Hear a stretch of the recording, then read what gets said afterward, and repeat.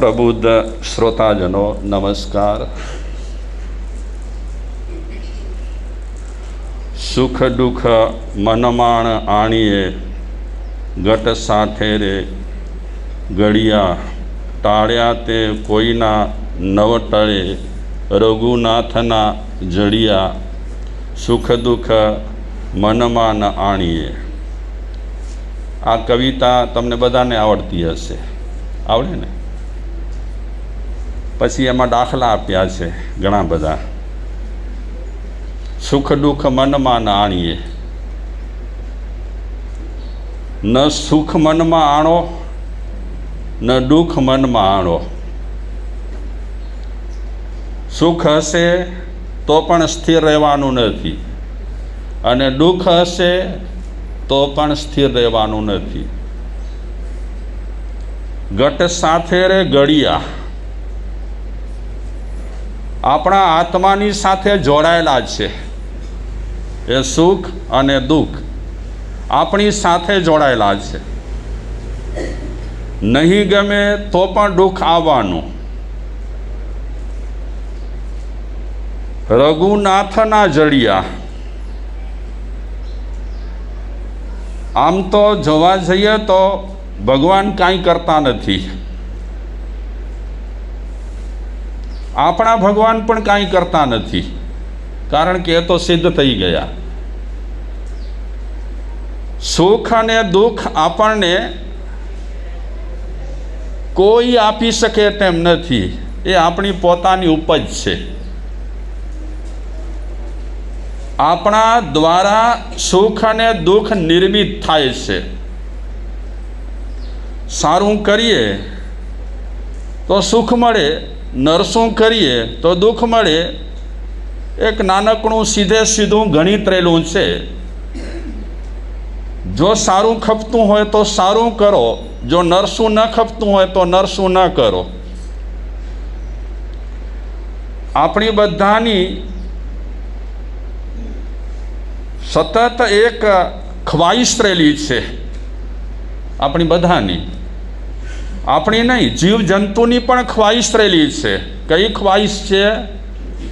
કે દુઃખ ટળે અને સુખ મળે. સુખ મળે, દુઃખ ટળે. આ આપણું રટાણ, આ આપણી તમન્ના ભવોથી ચાલી આવે છે. દુઃખ ટાળવાની કોશિશ કરવાની, સુખ મેળવવાની કોશિશ કરવાની. અત્યારે આપણે આ બધું ધર્મ ધ્યાન કરીએ છીએ. મોક્ષનો તો જેટલો ઉદ્દેશ હશે એટલો ઉદ્દેશ હશે, બાકી અંદર પેટે આપણા મનમાં શું છે કે અમે સુખી થઈએ, અમને બધું સારું મળે, સારી રીતે અમે જીવીએ. બધાને આ ઈચ્છા રહેલી છે, દુઃખ ટાળવાની, સુખ મેળવવાની. તે છતાં પણ આપણી ખ્વાહિશ, આપણી ઈચ્છા પૂરી નથી થતી. કારણ કે આપણા કર્મ એવા રહેલા હોય. સારા કર્મ આપણા ન હોય તો આપણને શું મળે? સારા કર્મ આપણા ન હોય તો શું મળે? આપણને દુઃખ મળે. અને આપણા સારા કર્મ રહેલા હોય તો આપણને સુખ મળે. આજે મારે તમારી સામે એક સ્ટોરી કહેવી છે, કથા. બહુ જૂની કથા રહેલી છે, સુંદર કથા રહેલી છે. માણસ જ્યારે કર્મ બાંધતો હોય છે ત્યારે એ પાછળ જોતો નથી, પણ કર્મ જ્યારે ઉદયમાં સામે આવતા હોય છે ત્યારે માણસ હલબલી જતો હોય છે. એટલે આપણે ઘણી વખત કહીએ કે હસતા હસતા કર્મ બાંધીએ, પણ જ્યારે ઉદય આવે છે ત્યારે ભોગવતા ભોગવતા આપણને રડવું પડતું હોય છે. તો જે કથા હું કહેવા માગું છું, એ કથા એટલી કરુણાથી ભરેલી છે. તમે કદાચ સાંભળી પણ હોય, સાંભળી હશે તો યાદ આવશે ફરીને. નહીં સાંભળી હોય તો એક નવી કથા તમને મળશે. તમે આ બધી કથાઓ સાંભળો છો, બીજા કોઈને કહો છો નથી કહેતા? કે બધું તમારા માટે રાખો છો? સાંભળેલી વાતો કોકને કહેવાની, છોકરાઓને શું કામ, મોટાઓને પણ કહેવાય. કથા છે એનાથી ઘણી વખત બોધપાઠ મળે અને આપણું રિવિઝન થાય. વ્યાખ્યાનો સાંભળેલા હોય ને એ રિવિઝન થાય. પણ કથા સાંભળવી હોય ને પૂરેપૂરી સાંભળવી હોય તો કેસરબેન ઊંઘવું ન જોઈએ, જાગવું જોઈએ. ઊંઘતા ઊંઘતા આપણે કથા સાંભળીએ તો અડધી સંભળાય અને અડધી રહી જાય. પણ સરસ રીતે આપણે કથા સાંભળીએ તો એ કથા આપણા માટે ઉપયોગી રહે, બીજા માટે પણ ઉપયોગી થાય. કથા એવી છે કે એક ધનાઢ્ય વ્યક્તિ હતી, બહુ પૈસાદાર, અઢળક નાણું એની પાસે હતું. ઘરમાં ઘણા નોકરો,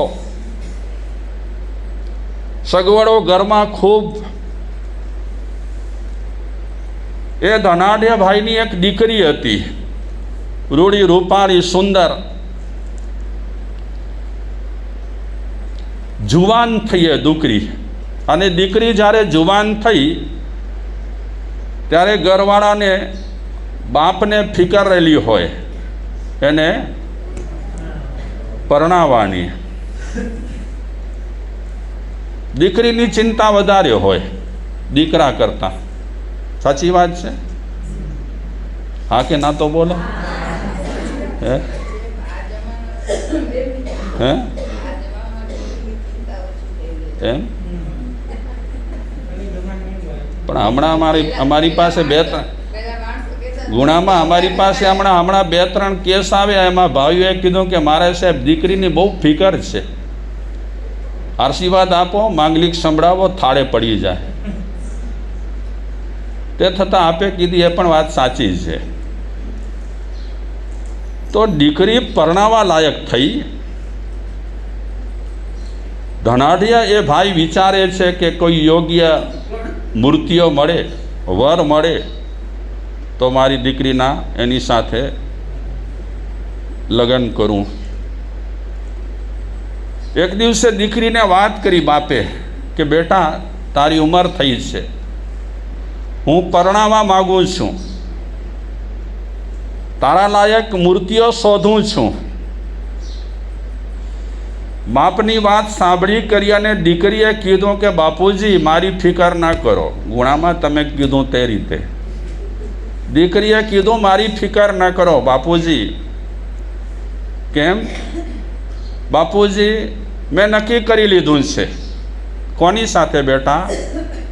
આપણા ઘરમાં એક નોકર છે, એ નોકર સાથે મારે લગ્ન કરવા છે. પણ બેટા એ નોકર જેની તું વાત કરે છે એ તો અનાથ છે. હું રેલવે સ્ટેશન પરથી એને લાવ્યો છું,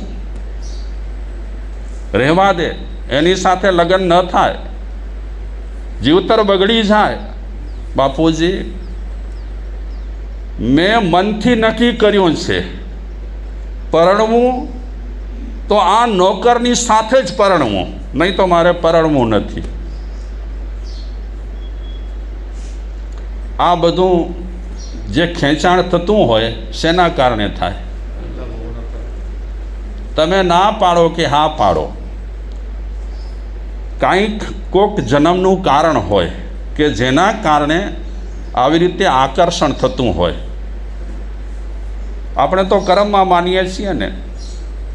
તમારા સંતાનો પંજાબી સાથે પરણે, મારવાડી સાથે પરણે, ગમે તેની સાથે પરણે, એ પરણવા પાછળ કાંઈક ઉદ્દેશ રહેલા હોય છે. આપણે જ્ઞાની નથી એટલે જાણી શકતા નથી. કાંઈ ને કાંઈ લિંક રહેલી હોય કોઈ પણ જન્મની, એની સાથે જ ઋણાનુબંધ હોય. તમે મા બાપ હોય એટલે વિરોધ કરો, પણ એ વિરોધ તમારો ટકે નહીં. જો ઋણાનુબંધ મજબૂત રહેલો હોય તો જેની સાથે નક્કી થયેલું હોય, નક્કી કર્યું હોય એની સાથે જ થાય. પછી ગમે તે જ્ઞાતિનો હોય, ગમે તે જાતિનો હોય, તમે વડીલ રહેલા હોય એટલે તમારે કોશિશ કરવાની હોય, સમજાવવાની કોશિશ કરવાની હોય. ન પણ સમજે ને સમજી પણ જાય, કાંઈ બેમાંથી એક વાત હોય. તો એ છોકરીએ કહી દીધું બાપુજીને કે બાપુજી બહુ ચર્ચા ન કરો તમે, મેં ગાંઠ વાળી છે, પરણીશ આ નોકર સાથે. એ અનાથ હોય, પાગલ હોય, કાંઈ ન હોય અક્કલ એનામાં, તે છતાં પણ હું એની સાથે જ પરણીશ. બાપુજી કહે બેટા આગળની જિંદગીનું પણ કાંઈ વિચાર. આવા માણસ સાથે, આવા નોકર સાથે, અનાથ વ્યક્તિ સાથે તું લગ્ન કરે તો ભવિષ્ય શું તારું? બાપુજી ભવિષ્યની ફિકર નથી કરવાની, મારે આની સાથે જ લગ્ન કરવા છે. તમે વાત સાંભળશો એટલે ખબર પડશે કે માણસ કર્મ તો બાંધી લે છે, પણ જ્યારે કર્મ ઉડયમાં આવે છે ત્યારે માણસની હાલત કેવી કફોડી થતી હોય છે. દીકરીએ સ્પષ્ટ કહી દીધું એટલે એના બાપુજી પણ કહે છે બેટા તને યોગ્ય લાગે તે, નહીં તો વળી છોકરીઓ ધમકી આપે. શેની ધમકી આપે? હા, સુસાઇડ કરીશ. હકીકતમાં આવા કોઈ પણ બનાવ બને ને અને તમારી દીકરીઓ કે કોઈ પણ હોય એના તરફ અભાવ ન રાખવો. પરિસ્થિતિવશ કાંઈક થતું હોય છે.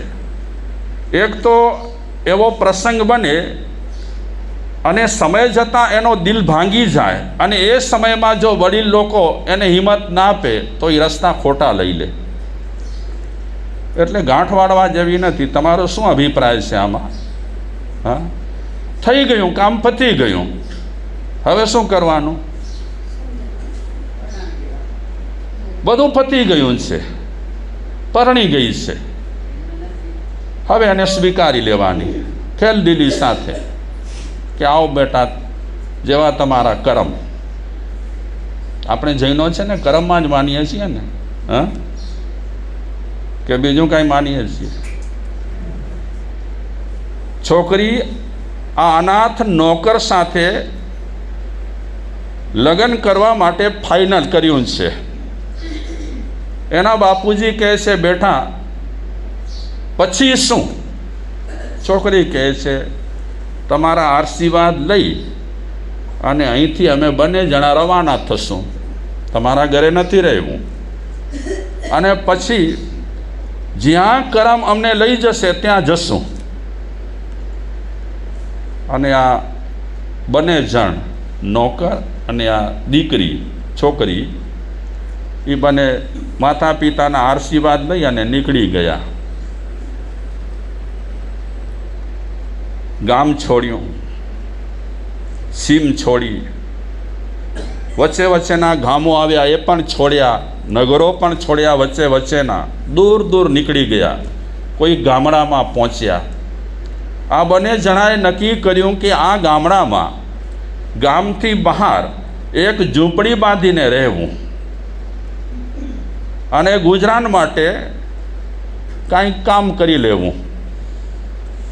એ છોકરીએ નક્કી કર્યું છે કે બાજુના ગામમાં હું ઝાડુ પોતા કરીશ, કપડાં ધોઈશ કોકના, અને મહેનતાણું જે મળશે એનાથી ઘર ચલાવીશ. ઘરમાં તો બહુ પૈસા હતા ને, પણ કર્મ જ વ્યક્તિના એવા હોય અને કર્મ જ વ્યક્તિને બોલાવતા હોય તો શું કરે?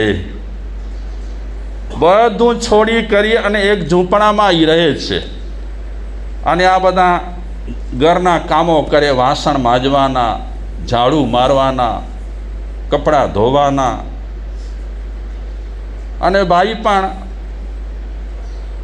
ઘરના કામ લઈ લીધા છે, એ પણ નાના મોટા કામ કરે છે અને એ રીતે એમનો ઘર સંસાર ચાલે છે. 3 ટંક પૂરતું મળી જાય છે, જીવન ગુજારે છે. હું કર્મની વાત કરવા માગું છું કારણ કે અત્યારે આપણે વિપાક સૂત્ર વિશે ચર્ચા કરીએ છીએ અને વિપાક સૂત્ર એટલે એમાં 2 વાતો રહેલી છે. માણસ ખરાબ કામ કરે તો એને કેવા ફળ મળે અને સારા કામ કરે તો એને કેવા ફળ મળે. એ 2 ભાગ આ વિપાક સૂત્રમાં રહેલા છે. આ બંને જણ રહે છે, ઘર ચાલે છે. સમય જતાં એ દીકરી પત્ની ગર્ભવતી થઈ એટલે એણે પોતાના પતિદેવને કીધું કે મારે પિયરે ડિલિવરી કરવાની ઈચ્છા છે, તમે મારી સાથે ચાલો. તો ભાઈએ કીધું પતિદેવે કે હું ત્યાં નહીં ચાલું. એક વખત ઘર છોડ્યો, હવે એ જ ઘરે જવું, માન સન્માન મળે ન મળે, અપમાનિત થવું, એટલે મારે ઘરે જવાની ઈચ્છા નથી, એટલે કે સાસરે જવાની. છોકરીનું પિયર ના પાડી પતિદેવે. છોકરી કહે હું તો નીકળી જઈશ. જૂની પુરાણી વાત છે, એટલી કરુણાથી ભરેલી છે વાર્તા. દીકરી રવાની થઈ, પણ થોડે આગળ વધી ત્યાં ડિલિવરી થઈ ગઈ. એટલે બહુ ચાલી પણ ન હતી ને થઈ ગઈ ડિલિવરી.